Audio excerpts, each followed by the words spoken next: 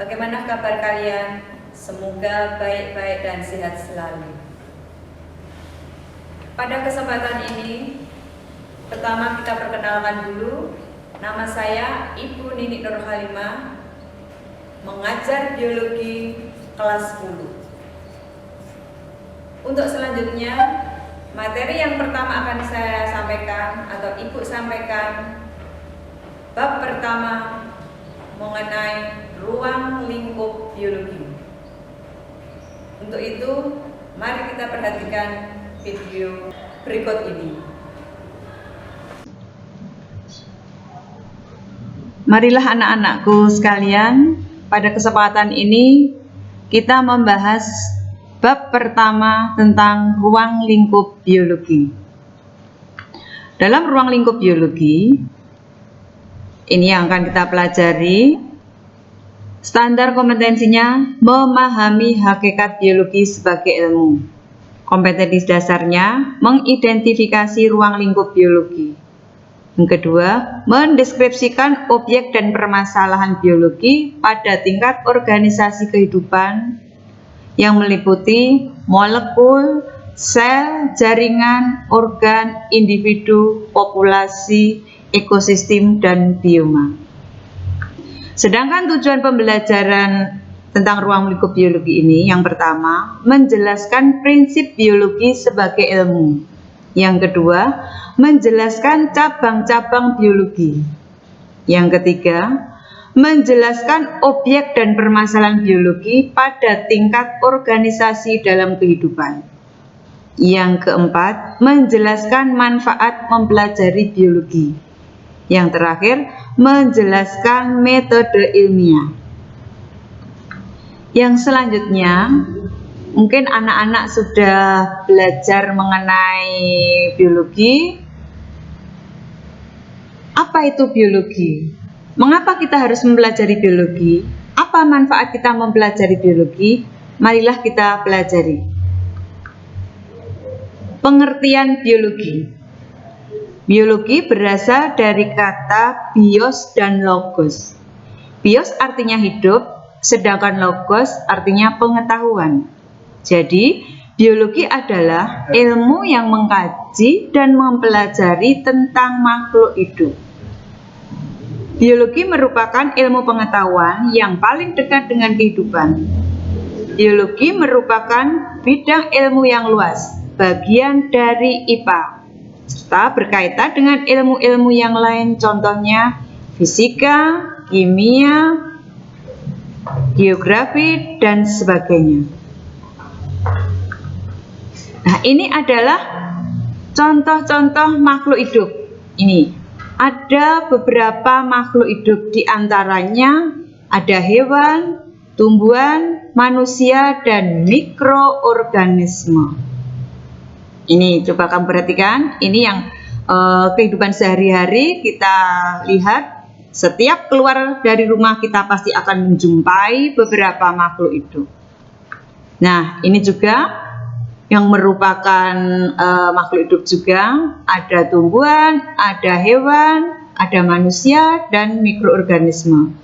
Sedangkan hewan bermacam-macam, dan contoh dari tumbuhan pun juga bermacam-macam.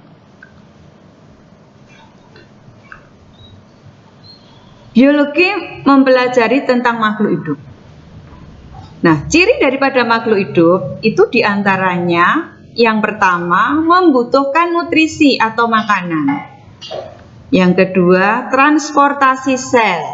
Yang ketiga, respirasi. Sedangkan yang keempat, metabolisme. Yang keempat, ekskresi. Yang selanjutnya, pertumbuhan dan perkembangan. Dan yang selanjutnya reproduksi, yang terakhir adalah iritabilitas dan regulasi. Ini adalah gambar mengenai ciri daripada makhluk hidup. Ada yang bereproduksi, ya, ada yang bereproduksi. Ini bereproduksi menjadi banyak, ini gambar ini. Kemudian ini mengalami pertumbuhan dan perkembangan. Ini kalau pada manusia. Dimulai dari bayi, ya ini ada urut-urutannya, perkembangannya sampai ke lansia dewasa. Terus ini gambar merupakan kita berrespirasi, kita bernafas, ya. Jadi kita membutuhkan oksigen ya untuk bernafas. Kemudian ini juga merupakan gambar bereproduksi atau perkembangbiakan dari tumbuhan kaktus ini. Ya, sedangkan ini ada contoh dari gambar mengadakan perkawinan. Ya, ini hewan. Ya, ada beberapa contoh mengenai ciri daripada makhluk hidup. Yang selanjutnya, karena ruang lingkup biologi yang luas inilah, maka ilmu biologi berkembang akan membentuk cabang-cabang biologi berdasarkan kriteria-kriteria tertentu, yaitu tingkat organisasi kehidupan, kelompok organisme, aspek kehidupan, atau yang berkaitan dengan ilmu-ilmu yang lain. Adapun cabang-cabang biologi, kita bisa mengambil contoh, di antaranya ada yang pertama adalah taksonomi. Apa itu taksonomi? Taksonomi adalah pengelompokan organisme berdasarkan persamaan dan perbedaan. Cabang biologi yang kedua, kita bisa mengambil contoh lagi adalah virologi, ilmu yang mempelajari tentang virus. Ada lagi mikrobiologi, yaitu ilmu yang mempelajari tentang mikroorganisme. Ya, jadi mikroorganisme itu adalah makhluk-makhluk yang sangat kecil yang hanya bisa kita lihat dengan menggunakan alat, yaitu mikroskop. Ada lagi contoh cabang biologi yaitu mikologi. Ya, jadi mikologi ini adalah ilmu yang mempelajari tentang jamur. Ya, jamur itu kita pelajari dalam cabang biologi yang namanya adalah mikologi.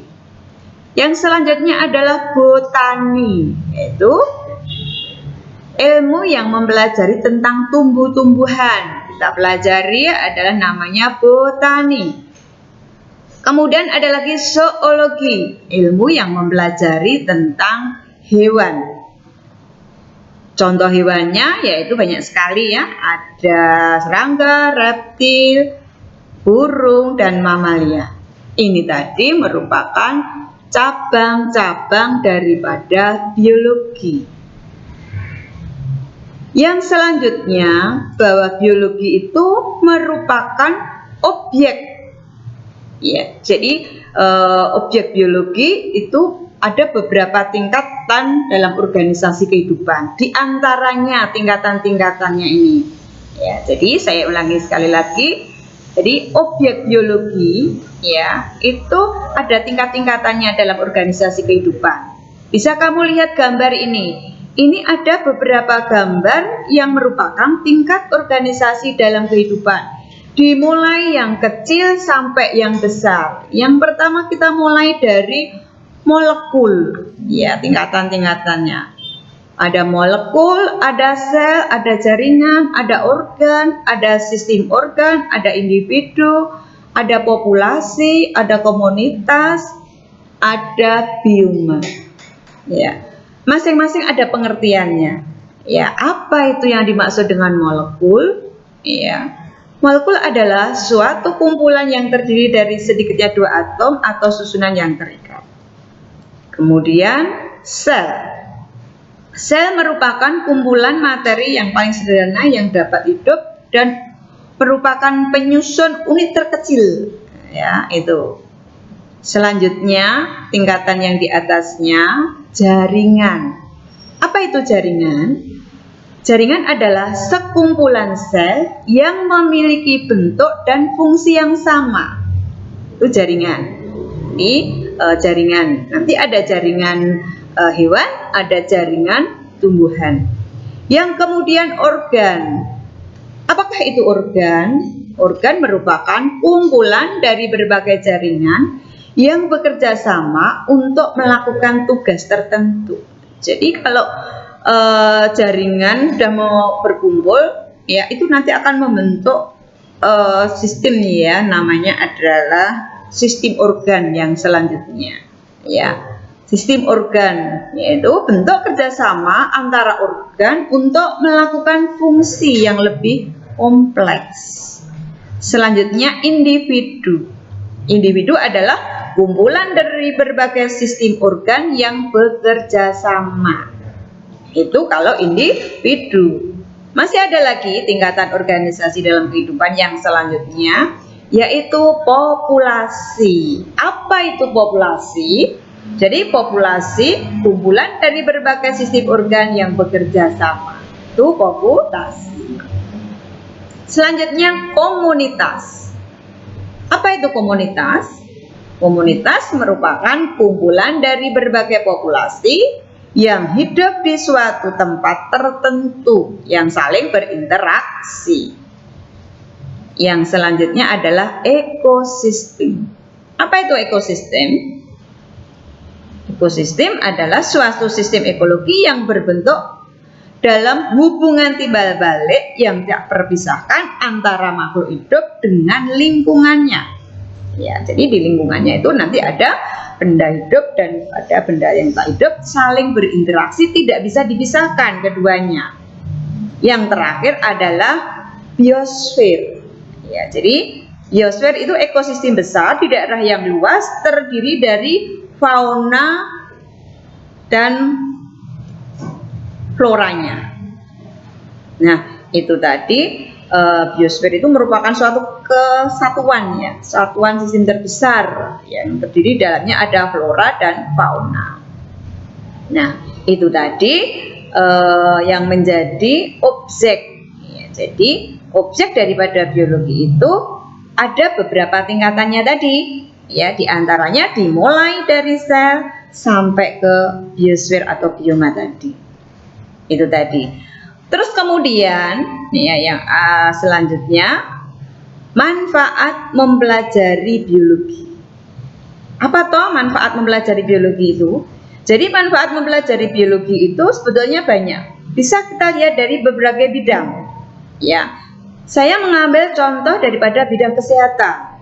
Ya, tidak hanya bidang kesehatan saja, sebetulnya ada bidang kesehatan, peternakan, kemudian kehutanan. Ya, itu banyak manfaat. Jadi nanti kita pelajari satu persatu. Tapi saya hanya mengambil contoh bidang kesehatannya saja. Contoh daripada bidang kesehatan itu apa? Ya, jadi mempelajari biologi itu misalkan ditemukan metode transpalasi atau pencangkokan.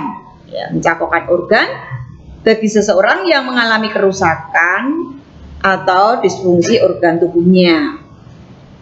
Kemudian kita bisa mengetahui bermacam-macam virus, ya. Jadi virus pada manusia yang sudah menyerang ke manusia, menciptakan berbagai macam vaksin dari virus tersebut. Kemudian dengan penemuan bayi tabung, itu juga merupakan contoh manfaat daripada mempelajari biologi.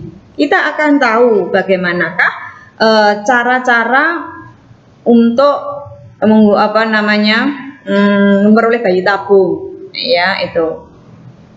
Kemudian yang terakhir di bidang kedokteran, mikrobiologi berhasil menemukan berbagai macam antibiotik, ya, berbagai macam bakteri penyebab penyakit. Itu manfaat mempelajari daripada biologi di bidang kesehatan. Walaupun masih ada yang lain dari bidang peternakan, pertanian, ya, nanti kita bisa pelajari selanjutnya. Kemudian, ya, untuk mempelajari biologi, para ilmuwan itu untuk penelitian, ya, untuk memecahkan masalah biologi itu, para peneliti memerlukan langkah-langkah yang kita kenal ada langkah-langkah metode ilmiah. Nah, langkah-langkah metode ilmiah itu apa saja? Langkah-langkah metode ilmiah diantaranya yang pertama adalah menemukan masalah. Jadi ilmuwan itu untuk melakukan suatu penelitian dengan metode ilmiah, langkah-langkahnya yang pertama adalah menemukan masalah dulu.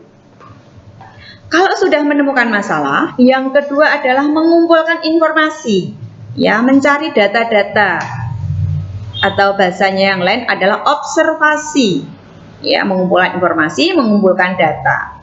Kemudian yang ketiga, menyusun hipotesa. Apa toh hipotesa itu? Jadi kalau sudah mengumpulkan data-data, kita menyusun hipotesa. Hipotesa itu adalah bahasa yang lainnya dugaan sementara, ya, dugaan sementara. Kemudian yang keempat adalah melakukan percobaan. Kalau sudah mempunyai dugaan, ya, dugaan sementara, ya, kita melakukan percobaan atau eksperimen. Yang kelima, kalau kita sudah mengalami melakukan percobaan, kita pasti akan mempunyai hasil.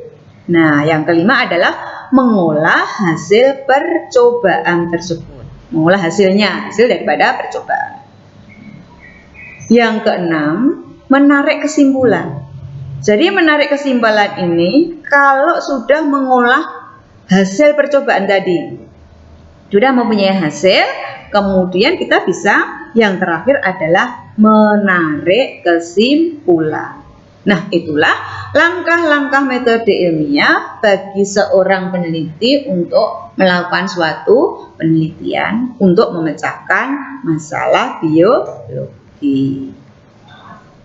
Nah, mungkin itu anak-anak yang dapat saya sampaikan untuk bab pertama ruang lingkup biologi. Tapi akan saya simpulkan dari ruang lingkup biologi itu kesimpulan mempelajari daripada ruang lingkup biologi. Kesimpulannya yang pertama adalah biologi, pengertian daripada biologi. Biologi adalah ilmu yang mempelajari tentang makhluk hidup. Yang kedua, cabang-cabang biologi diantaranya ada anatomi, morfologi, sitologi, zoologi, botani, taksonomi, dan lain sebagainya.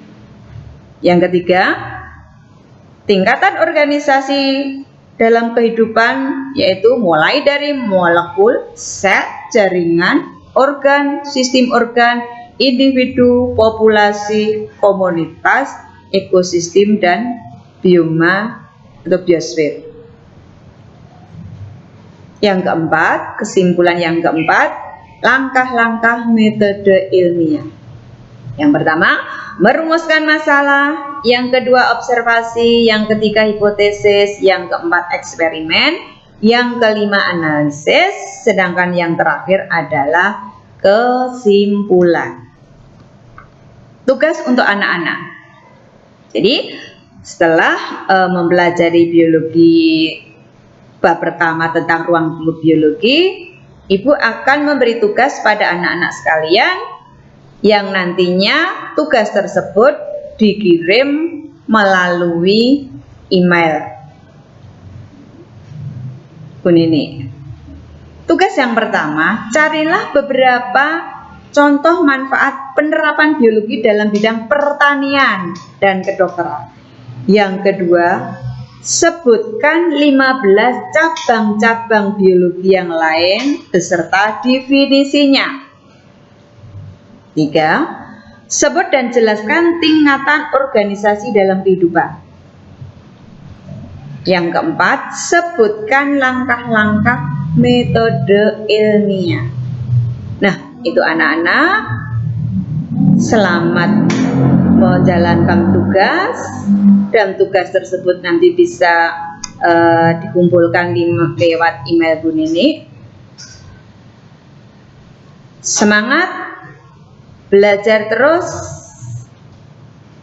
jaga kesehatan. Saya tutup dengan Assalamualaikum warahmatullahi wabarakatuh.